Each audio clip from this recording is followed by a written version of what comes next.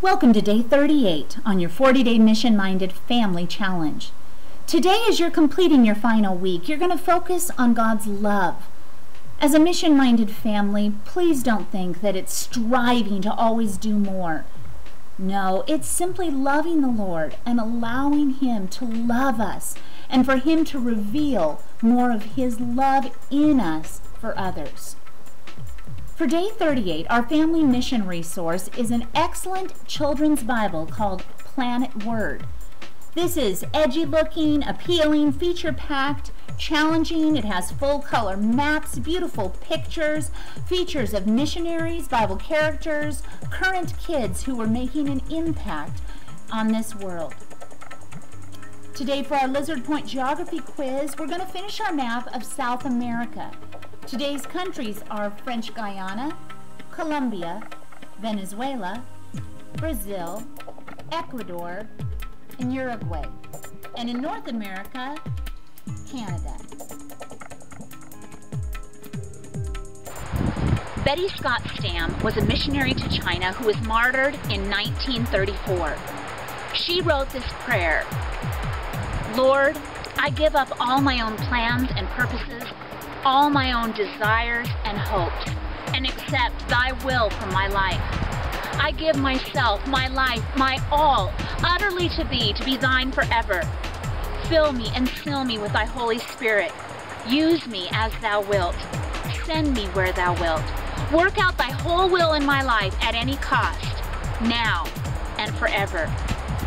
You know, when Betty Scott wrote that prayer, she was in the United States thinking about God's calling for her to give her life, give all. She didn't know what that would mean, but she was willing to say, God, whatever you want me to do, you have all of me.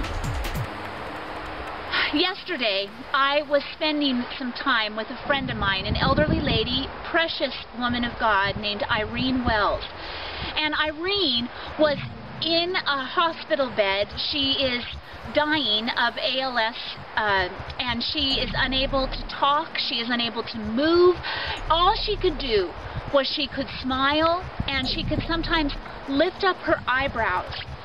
And you know, as I was there just praying with her and talking with her, I was thinking about missions and God's plan and God's purposes, and I was encouraging her that, you know, all God asks is that she just worships and serves Him with all of her strength, which right now is very, very small. But she is giving Jesus everything. As I was talking with her, a story that came to my mind was from Luke chapter 10.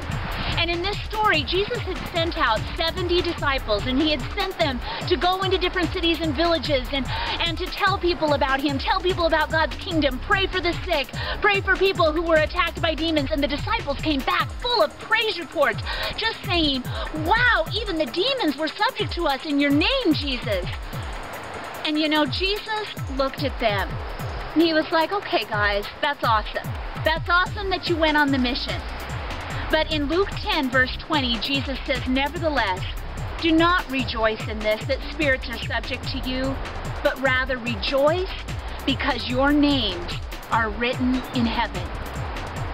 Do you know, even as I was talking with Irene, I was realizing that right now, as she just loves Jesus right there, and realizing that the greatest miracle is that your name is written in heaven, she is loving and serving Jesus. Today, I just want you to just take some time with the Lord and be with Him because He loves you.